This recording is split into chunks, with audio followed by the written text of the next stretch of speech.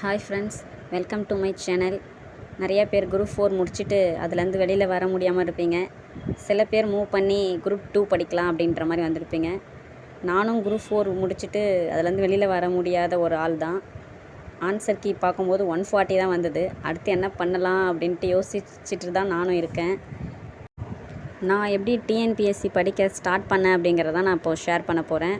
நான் பிஇ முடிச்சிருக்கேன். இன்ஜினியரிங் முடிச்சுட்டு உடனே மேரேஜ், அடுத்து குழந்தைங்க, அடுத்து வீட்டில் பசங்களை பார்த்துக்கிறதுக்கு ஆள் இல்லையேன்னு சொல்லிட்டு வீட்டிலே இருக்கிற மாதிரி ஒரு சுச்சுவேஷன்.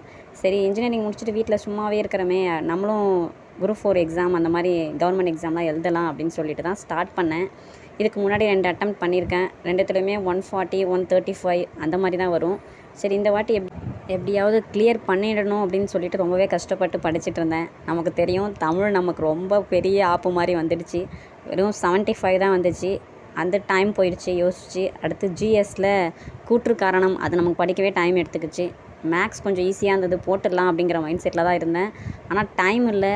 ஆப்ஷன் வச்சு சூஸ் பண்ணி ஏதோ போட்டேன். அது லாஸ்ட் டைமில் ஷேர்ட் பண்ணிவிட்டு வரணுமேங்கிறதுக்காக பண்ண மாதிரி ஆயிடுச்சு.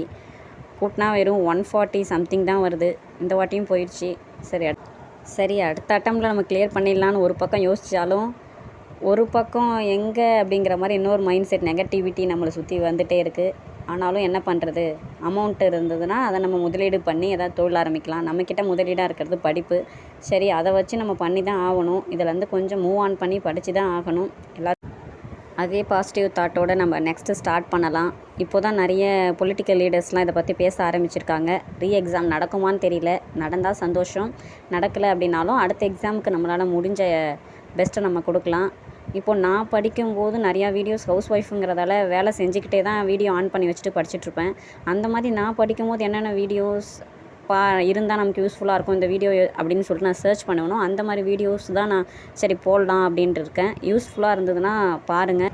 நெக்ஸ்ட் எக்ஸாம் கண்டிப்பாக கிளியர் பண்ணுவோம் அப்படிங்கிற ஒரு பாசிட்டிவ் தாட்டோடு ஸ்டார்ட் பண்ணுங்கள். நம்மளால் கண்டிப்பாக முடியும்.